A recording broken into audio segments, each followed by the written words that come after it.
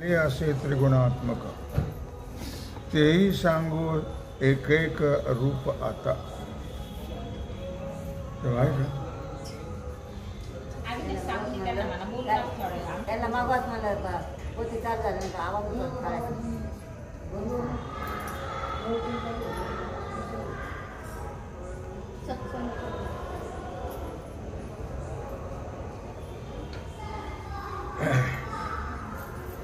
भगवान सिद्धेश्वराच्या आश्रमात कृपेला श्री रुक्मिणी पांडुरंगाच्या चरणाजवळ श्री जगद्गुरु तुकाराम महाराज, श्री संत एकनाथ महाराज, सद्गुरु ज्ञानेश्वर महाराजांच्या चरण सानिध्यामध्ये आपण सर्वजण मिळून महान ग्रंथराज ज्ञानेश्वरीच्या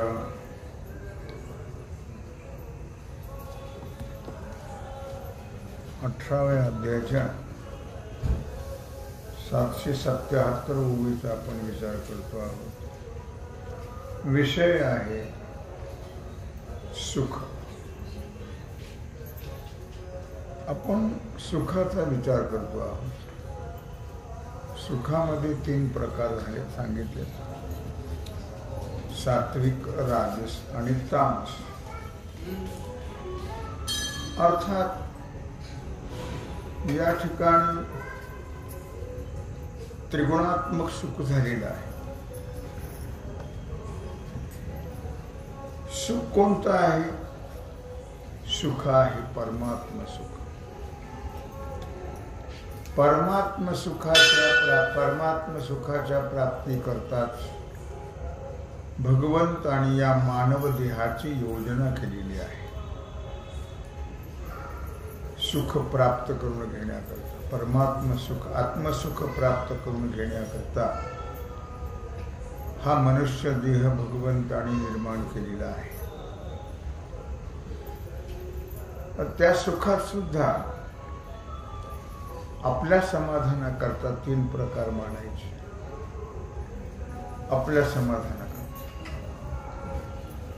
जसं ज्ञानेश्वर महाराजांनी आपल्या समाधानाकरता म्हटलं, बहुत सुकृताची जोडी म्हणून विठ्ठली आवडी. भगवंताने हा देह भगवंताच्या प्राप्तीकरता दिलाय का नाही? मग त्याला पुन्हा बहुत सुकृताची जोडी म्हणायचं काय कारण आहे? मग तर लोक करत नाहीत ना, मग जे करतात ते पुण्यवान समजायचं आणि समाधान मानून घ्यायचं. समाधान मानण्याकरता मानव म्हणतात बहुत सुकृताची जोडी. एकनाथ महाराज सुद्धा म्हणतात पूर्व सुकृताचा पूर्ण अभ्यासाचा दास सद्गुरूचा तोची जाणे, असं नाथराज सुद्धा म्हणतात. सगळ्या साधू संतांनी समाधान करून घेतलं तर काय करतात? माणसाला काही सुधरत नाहीत, माणसावर काही परिणाम होत नाही, माणसाला मनुष्य देह कळत नाही. त्याकरता साधू संतांनी शेवटी समाधान मानून घेतलं.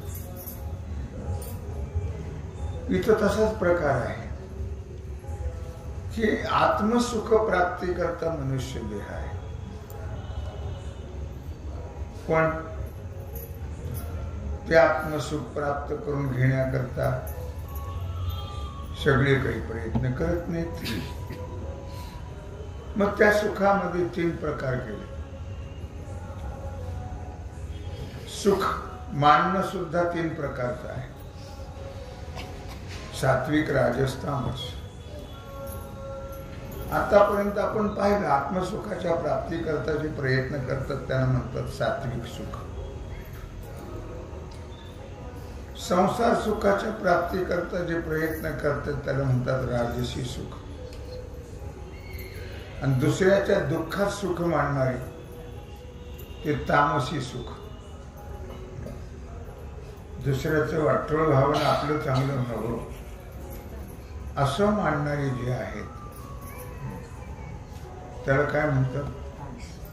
तामसी सुख. हल्ली तामसी सुख मानणारे जास्त आहेत. दुसऱ्याच्या नाशामध्ये हिंदू धर्म सगळा नष्ट झाला तरी चालेल, फक्त आपलं भरलं पाहिजे. आणि आपलं भरण्याकरता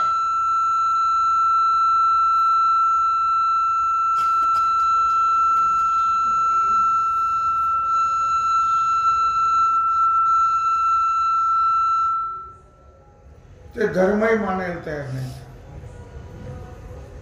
आपलं भरण्याकरता आपल्याला सत्ता यावी, आपलं भरावं, आपल्याला महत्व प्राप्त व्हावं, एवढ्या करता ते धर्म मानायला तयार नाहीत. जरी त्याने हिंदू धर्मात जन्म घेतला तरी ते मुस्लिमच मानतात स्वतः. त्याचं कारण काय आहे? तामसी सुख आहे. मला याच्याकडे सांगायचं, बाकीचं नाही काय. माझा विचार बाकीचा नाही काही. मग यांना एका धर्माचा नाश होऊन दुसऱ्या धर्माचा उत्कर्ष व्हावा, याच्यात ज्याला समाधान वाटतं त्याला म्हणतात तामसी सुख. अरे पण आपण कोणत्या धर्मात जन्माला आलो तिथं समजावून घेतलं पाहिजे ना. तेही जर समजत नसेल तर त्याला माणसं म्हणणं सुद्धा नाही का चुकीचं आहे. त्यांना माणसं सुद्धा म्हणून विषय चाललाय तामसी सुख. 3 प्रकारचं सुख केलं. काय करतात जाऊ द्या. आता आत्मसुखा करता तर माणसं काही प्रयत्न करत नाही. कोणी संसारात सुख मानतं, कोणी देवात परमात्म्यात सुख मानतं, कोणी दुसऱ्याच्या दुःखात सुख मानतं. असे 3 प्रकार केले त्याचे माऊली ज्ञानराय. कशा करता? आता कोणाला काय बोलावं? मग त्याला आपणच समाधान मानावं ना. मग आपल्या समाधानाकरता 3 प्रकार केले त्याचे.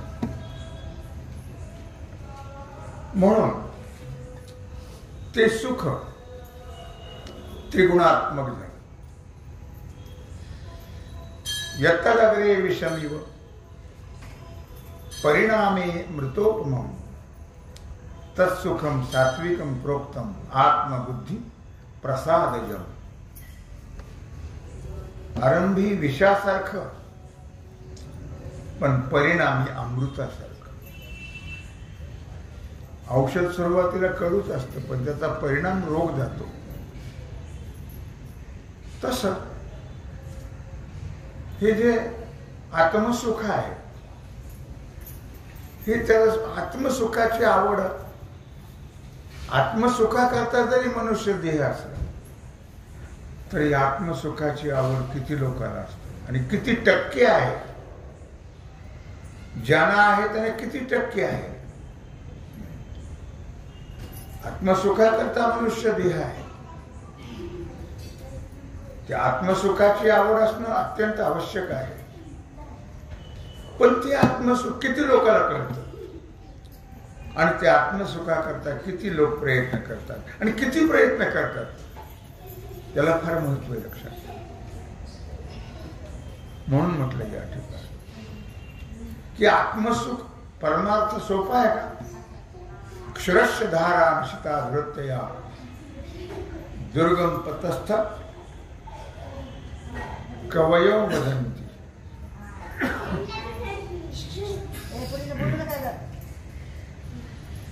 परमार्थ सोपा नाही. परमार्थ नोहे सुळावरली पोळी.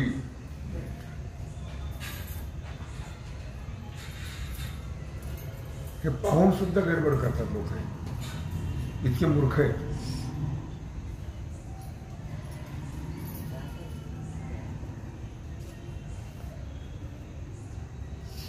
आता इथून येत जातने पाहिजे नाही काय चाललंय ते.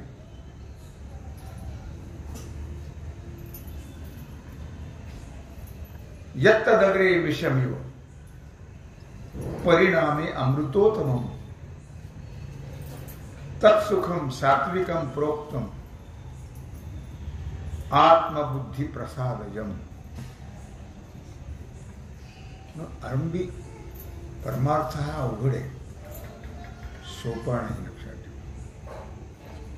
म्हणून तर महाराजांनी म्हटले परमार्थ नव्हे सुळावरली पोळी. जेवढा माणसाला निरर्थक निरुपयोगी संसार जेवढा गोड वाटतो, तेवढा ज्याच्यामुळे आपल्याला मोक्ष प्राप्त होतो, ज्याच्यामुळे जन्ममरण दुःख संपल्या जातं, तो परमार्थ आम्हाला आवडत नाही. खोटा मिथ्या असणारा संसार जेवढा आवडतो, तेवढा सत्य परमार्थ आम्हाला आवडत नाही. म्हणून अवघड म्हटलंय. परमार्थ नव्हे सुळावरची पोळी. निवडे तो बळी विरळाशूर. एखादाच म्हटलंय मनुष्याणाम सहस्रे. क्वचित माणसाला काया वाचा मनाने परमार्थ आवडतो. सगळ्याला नाही आवडत, लक्षात ठेवा.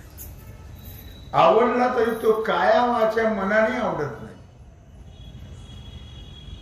नाही, कळतही नाही. देवे दिला देह कशा करता दिला हे कळत नाही. आपण म्हटलो म्हणून काय झालं? आपण प्रमाण म्हणतो म्हणजे आपल्याला कळलं का? नाही कळत. देवे दिला देह भजना गोमटा, तो या झाला फाटा बाजी. केवळ आणि केवळ 84 लाख योनीमधून 83,99,999 योनी या केवळ आणि केवळ दुःख भोगण्याकरता आहे, आणि त्या दुःखाची निवृत्ती करण्याकरता हा मनुष्य देह आहे. काय म्हटलं? 83,99,999 योनीतलं दुःख नष्ट करण्याकरता हा मनुष्य देह आहे. किती लोकांना कळतंय? नाही कळत. मनुष्य देहाची महती मनुष्य देहाला आलेल्याला कळत नाही. ज्यांना मनुष्य देह मिळेना त्याला कळत. स्वर्गीचे अमर इच्छिता ती देवा, मृत्युलोकी व्हावा जन्म आम्हा. नारायण नामे होऊ जीवन मुक्त, कीर्तनी अनंत गाओ गीते, कीर्तनी अनंत. स्वर्गामध्ये अमृत पिणारे अमर झालेले देव, त्यांना या मरक्या चिमुटभर आयुष्य नाही अशा घाणेरड्या देहाची त्यांना इच्छा आहे. देह घाणेरडा आहे का चांगला आहे? दोन्ही पण आहे. परमार्थ केला तर चांगला आहे, नाथरा आहे म्हणतात. नाही तर याच्यासारखा वाईट नाही देह. जर परमार्थ केला नाही तर या देहासारखे ओखटे पाहताना भेटे त्रैलोक्य. तिन्ही लोकांमध्ये या देहासारखा वाईट देह नाही. अशा देहाची इच्छा अमर झालेले अमृत पिणारे देव करता आहेत. आणि आम्हाला तो मिळालाय दुर्दैवाने. आमच्या मात्र त्याचे कधीच आमच्या स्वप्नात सुद्धा येत नाही. ज्याच्या करता अमर प्रयत्न करतात त्या मनुष्य देहाकरता त्याची आम्हाला प्राप्ती झाली, आमच्या स्वप्नात सुद्धा येत नाही. इतकी सुदैवाची गोष्ट आहे. म्हणून म्हटलं या ठिकाणी यत्तदग्रे विषम्यो परिणामी अमृतोपमम तत्सुखम सात्विकम प्रोक्तम आत्मबुद्धी प्रसाद. मनुष्याला अतिपरिचयामध्ये असं होतं. आपल्याला मनुष्य देह मिळाला म्हणजे अतिपरिचय झाला त्याचा. त्यामुळे त्याची किंमत आपल्याला कळत नाही. तर काही माणसं बाहेर गेले ना, आहा असे गोड असतात ते लक्षात ठेव. बोलायचं कामच नाही. काय माणूस चांगला आहे, घरात गेला रे कुत्र्यासारखाच करतो. त्याच्यावर धाप, त्याच्यावर धाप, त्याच्यावर धाप, त्याच्यावर धाप. अति परिचय. त्याचं कारण काय? अति परिचय. त्या लोकांचा अति परिचय असल्यामुळे घरातल्या लोकांचा त्याची किंमत नाही त्याला. आणि बाहेर त्याला मात्र काय माणूस चांगला आहे राव, याचं कारण अति परिचय. तसा अति परिचय असला की कोणत्याही गोष्टीची अवज्ञा होते. कोणत्याही गोष्टी.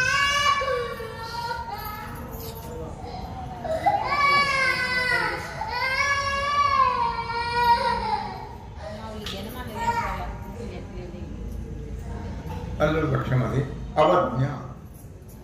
तसे आपल्याला हा देह मिळालाय. किती पुण्य करावं लागते याला, त्याला प्रमाण नाही. पृथ्वी मोलाचे देता सुवर्ण, न मिळे या नरदेहाचा एक क्षण. पृथ्वीच्या वर्णाचं सोनं दिलं तरी एका क्षणाची किंमत होत नाही. आम्हाला आयुष्य कळलं. इतकी सुदैवाची गोष्ट आहे. आम्हाला मिळालंय पण कळा नाही. चालला, संपत आला तरी आम्हाला तो कळायला तयार हो नाहीये. लक्षात घ्या. याचं कारण अतिपरिचय. मिळालं ना, जे आपल्याला आपल्या घरात असतं त्या घरात त्याची किंमत नसते कोणत्याही गोष्टीची. बाहेर त्याचं फार महत्व, कौतुक. का तर त्याचा आपला जास्त परिचय नसतो. म्हणून आपल्याला मानव देह मिळाला, खूप पुण्याने मिळाला तो. बहुता सुकृते नरदेह लाधला असं म्हणले नाथाय. बहुता सुकृते, खूप खूप जन्माची पुण्यई, तेव्हा हा मनुष्य देह मिळाला. आता पुन्हा मिळणार नाहीये. पण याची आम्हाला कदर नाहीये, कळत नाही आपल्याला. जन्माला आला गेला आणि पाणी वाहून वाहून वाहून मेला. काय म्हणताय? आला जन्मा केला कलमा तैना पिटली भ्रांत गड्या, लटपट पंची करोणी साडे व्यर्थ गमविली दिवस. आला तसाच मी आला नाही. काही त्याचा उपयोग करून घेतला नाही. भगवंतानी साधू संतांच्या, भगवंताला नाही हे करता येत नाही. असा उपदेश भगवंताला करता येत नाही. हे फक्त संतच करू शकतात. म्हणून त्या भगवंताला संतांच्या रूपात यावं लागलं आणि मग उपदेश करायचा. त्याच्याकडे त्याचं हे काम नाही. घेऊन या चक्रगत हाची धंदा करी, भक्ता राखी पायापासून दुर्जनाची संहार, हे त्याचं काम आहे.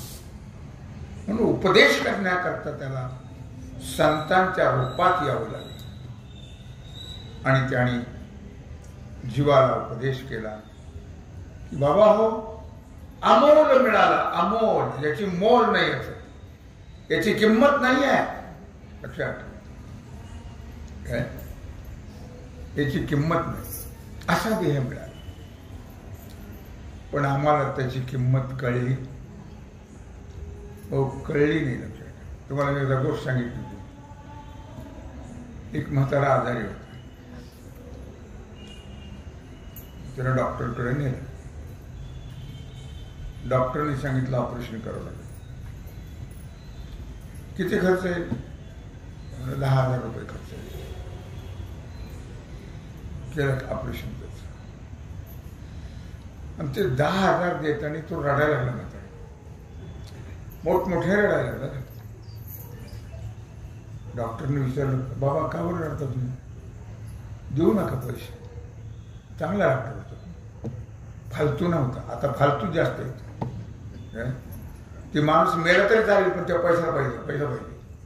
माणसाची किंमत आजच्या डॉक्टर लोकांना नाही, कदर नाही. लक्षात ठेवा. त्याने बाबा का रडता तुम्ही? देऊ नका पैसे. नाही नाही म्हणजे पैसे तर देणार नाही. मग करारता का तू? एक लक्षात ठेवतो, तू डॉक्टर आहेस, तू किती वेळा ऑपरेशन केलं? 2 तास.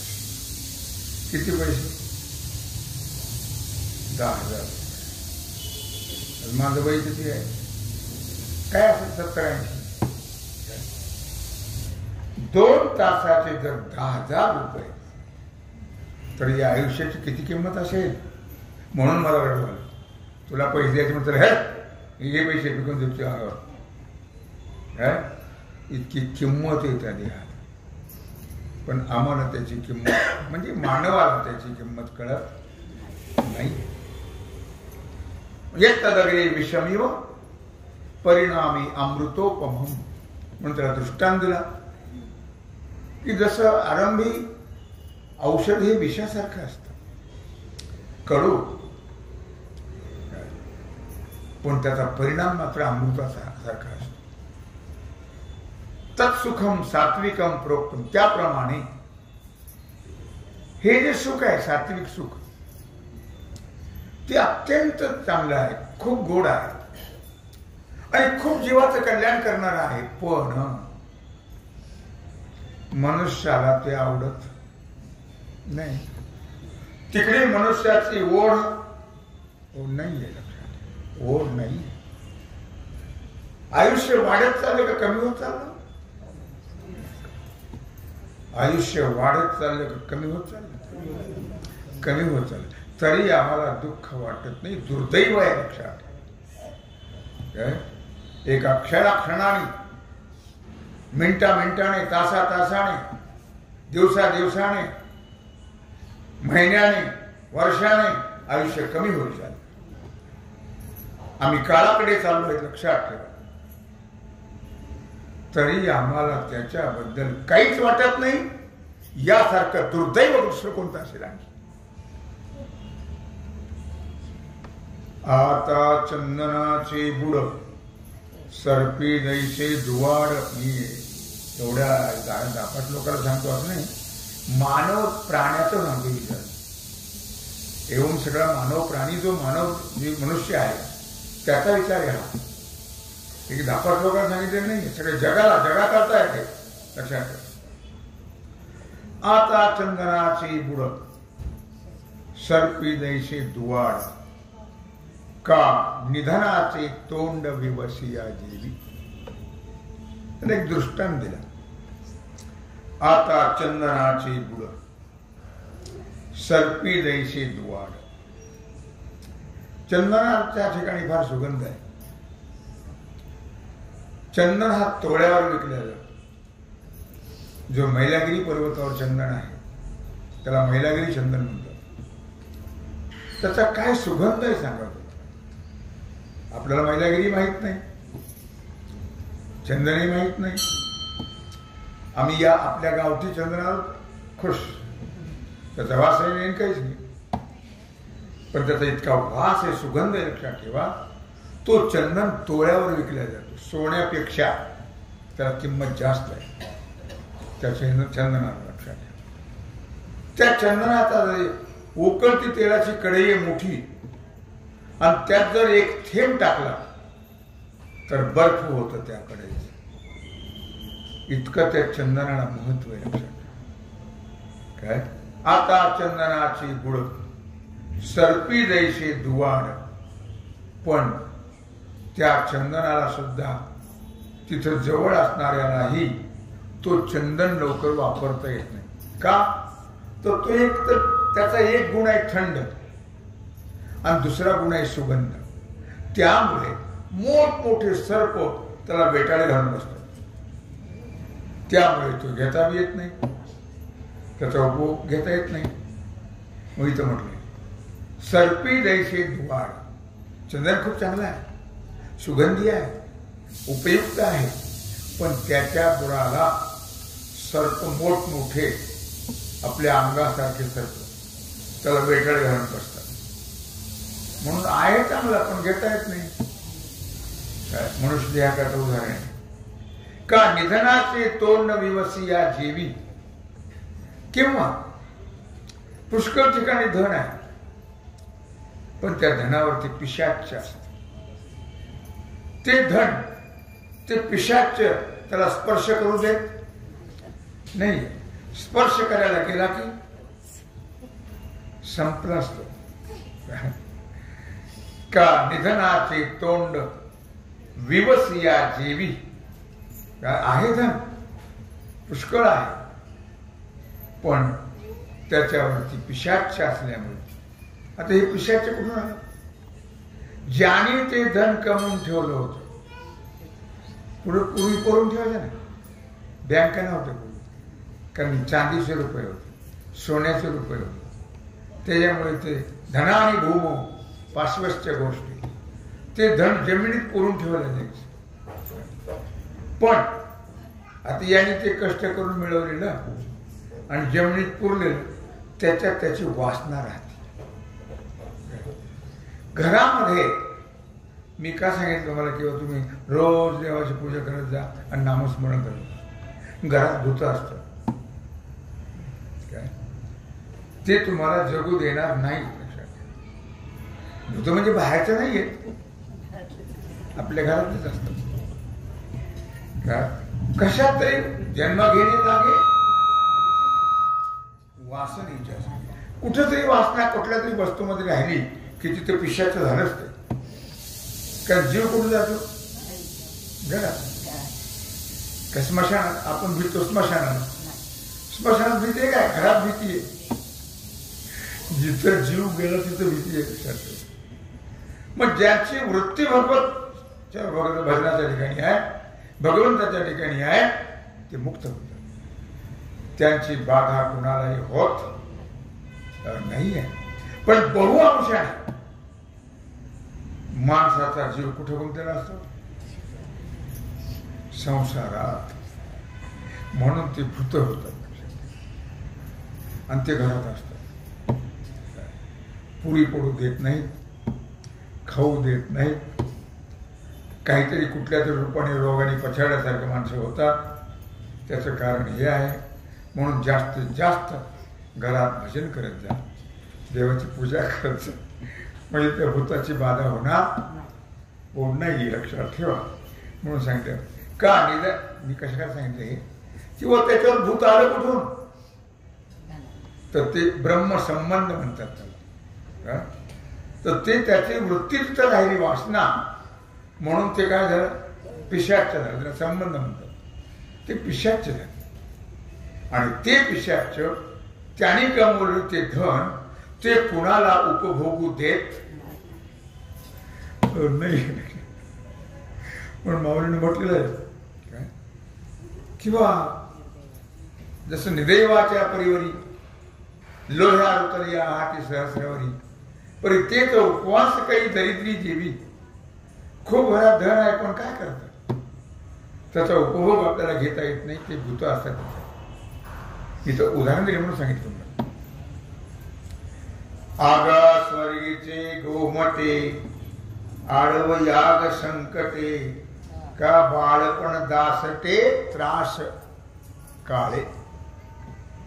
आगा स्वर्गीचे गोमटे. किती वर्णन आहे स्वर्गाचं. खूपच सुंदर. स्वर्गामध्ये काय काय आहे. पहिली गोष्ट आहे अमरत्व हे सिंहासन. अमरत्व. दुसरी गोष्ट आहे तिथं अमृताची कोठार आहे. तिथं तर चहा पिणारा माणूस तिथे गेला चहा मिळणारच नाही. लक्षात तिथं अमृताची कोठार आहे. काय अमरत्व सिंहासन आहे. रोड डांबरी नाही असे किंवा सिमेंटचे नाही. चिंतामणीच्या सडका आहेत. सडका चिंतामणीच्या. झाड लिंबाचे नाही तिथं. कल्पतरूचे बगीचे आहेत आणि तिथल्या ज्या स्त्रिया आहेत त्या अप्सरा आहेत. ते स्वर्गातलं वर्णन ऐकल्यानंतर माणसं समाधान म्हणतात. बायकोचं नावच अप्सरा ठेवतात. तर ते अप्सरा नसते पण ठेवतात माणसं. आता स्वर्गात काही मिळत नाही, आपली अप्सरा ठेवतात. मला मुद्दा काय सांगायचं, इतकं स्वर्गात खूप सुंदर आहे, पण आगा स्वर्गीचे गोमटे, पण ते मिळतं काही इच्छा केलं म्हणजे ते आडवं आहे. काय आडवं आहे? आडवं याग संकट आहे. त्या ठिकाणी मोठं संकट आहे. कोणतं? स्वर्गातलं सुख मिळण्याकरता सत्यनारायणाची पूजा करावी लागते. म्हणजे मिळते नाही, त्याला यज्ञ करावे लागतात. कोणते यज्ञ करावे? अश्वमेध. किती करावे लागतात? 5. 100. सोपं आहे. आडव याग संकटे. स्वर्गाचं खूप गोमट म्हणजे चांगलं आहे, खूप चांगलं आहे, खूप चांगलं आहे. ऐकल्यावर माणसाला इच्छा होते, पण इच्छा होऊन करायचं काय? ती इच्छा होऊन उपयोग नाही आहे. ते प्राप्त झालं तर त्याला महत्व आहे ना, का नुसती इच्छा केली तर महत्व आहे? नुसती इच्छा करून काय करायचं? इच्छा ही माणसाला अधोगतीला नेते, काय इच्छा वासना अधोगतीला नेते. पण इच्छेचे उपयोग नाही, इच्छेची तृप्ती झाली पाहिजे. मग ती तृप्ती होण्याकरता साधी गोष्ट नाही स्वर्गातलं सुख मिळणं, त्याच्याकरता यज्ञ करावे लागतात. सोपा का यज्ञ? सोपा नाही. लक्षात, शुद्ध जे धन प्राप्त झालेलं आहे ते धन सगळं दान करावं लागतं, खर्च करावं लागतं यज्ञ करता. नाही घरात नाही त्यात लावावं लागतं. काय असेल ते दागिने बिगिने सोनं ठेवायचं नाही अजिबात. काही घरात नाही त्यात टाकायचं आणि तो यज्ञ पार पाडायचा. असे 100 यज्ञ करायचे. सोपं आहे का? नाही. लक्षात घ्या. काय आधा तेरा आधा मेरा असं नाही आहे काय. म्हणून तिथं संकट आहे मोठं. कशाचं? यज्ञाचं. किंवा दुसरं उदाहरण दे, का बाळपण दासटे त्रास काळे. माणसं म्हणतात बाळपण फार चांगलं आहे, बाळपण फार चांगलं आहे. काय? बाळपण देगा देवा असं म्हटलं. लहानपण देगा देवा मुंगी साखरेचा रवा. बाळपण खूप चांगलं आहे. निरागस बाळपण कसं असतं? निरागस. कुठं त्याची वृत्ती जात नाही, कुठं त्याचं मन गेलेलं नसतं. एक रूपता असते त्याची, त्या बाळाची. माणसासारखं नसतं ते. पण ते किती त्रास आहे त्या बाळपणामध्ये, भयंकर त्रास. लहानपण आपण म्हणतो चांगलं आहे लहानपण, निरागस आहे असं म्हणतो, पण किती दुःख आहे, किती त्रास आहे त्या अवस्थेमध्ये. काय? म्हणून म्हटलं की बाळपण चांगलं आहे पण दुःख आहे. स्वर्ग चांगला आहे पण संकट आहे यज्ञाचं. काय? असं आणखी काही दृष्टांत मग सिद्धांत सांगितलाय. ते दृष्टांत कशा करता चालले हे?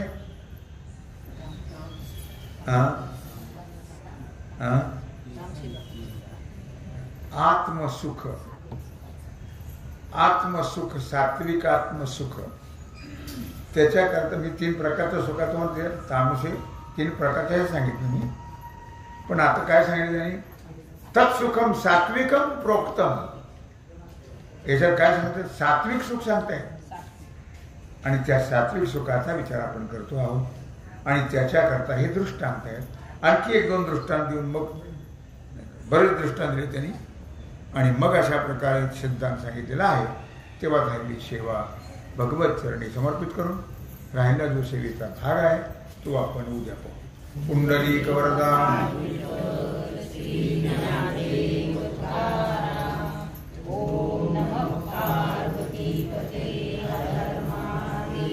आता विश्वात्मके देवे